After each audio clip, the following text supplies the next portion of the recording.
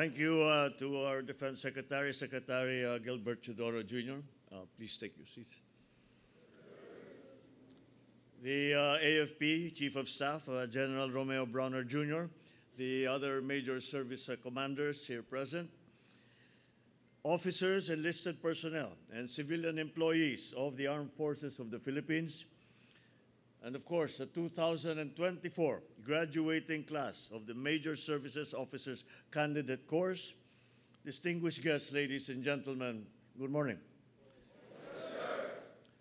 Your graduation day today signifies the culmination of your determination, sacrifice, and hard work to overcome the challenges of becoming an officer of the Armed Forces of the Philippines.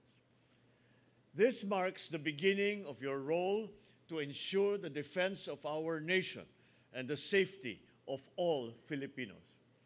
As I stand before you here today, I am very proud to know that the future of our nation's defense and peace lies in capable and honorable hands. Ngunit bago natin bigyang pugay ang mga nagsitapos, kilalanin muna natin ang mga tahimik ngunit matatag na taga-suporta na laging nasa likod ng kanilang tagumpay. Sa pamilya at mahal sa buhay ng ating mga nagsipagtapos, maraming salamat sa inyong walang sawang pagmamahal at pagsusuporta sa inyong mga anak.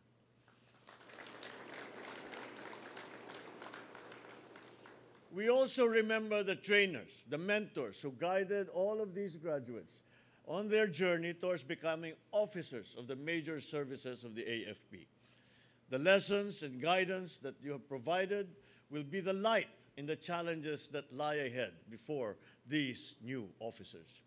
To our awardees, congratulations on your achievements, and thank you for being an inspiration to your fellow officer candidates.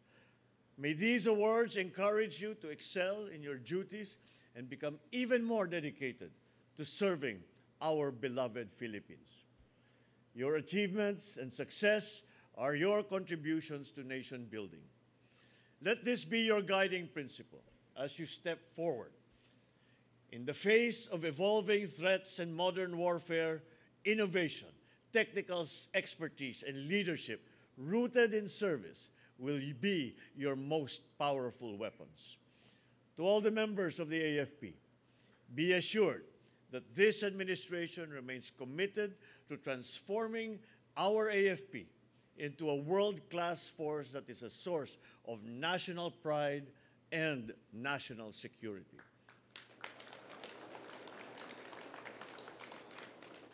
This transformation begins with investing in our people, in their talents, the specialists, the leaders who will bridge the gap between tradition and innovation. We will modernize your equipment, enhance your training programs, ensure that you are equipped to face challenges not just of today, but also of the future. Because together, we build an AFP that will stand as a beacon of strength, of alliance, resilience, and technological excellence. Lagi natin alalahanin na ang bawat hamon ay bahagi ng mas dakilang layunin. Sa bawat hakbang, ang inyong serbisyo ay hindi lamang tungkulin. Ito ay panata para sa bayan. Isang handog para sa bawat Pilipino na umaasa sa inyong husay, tapang, dangal, at malasakit. To the Philippine Army Class, Katarikayan. Philippine Navy Class, Mangisalakan.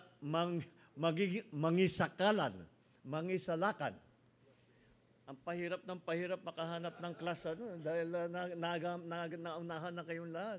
But you are showing very good imagination with all of this. Air Force Class, Sigmandigan. Maligayang pagtatapos sa inyong lahat. Maraming salamat sa pagtanggap sa hamong makapagsilbi sa ating minamahal na Pilipinas. Saan kayong maitalaga, naway maglingkod kayo ng may kahusayan, katapatan at karangalan. Together, through solidarity and purpose, we will create a stronger, safer, and more prosperous bagong Pilipinas. Muli, Binabati ko kayong lahat at naway magkaroon tayo ng masaya at mapayapang Pasko at bagong taon. Maraming salamat sa inyo lahat. Maraming salamat sa inyong serbisyo. Congratulations. Mabuhay ang bagong Pilipinas.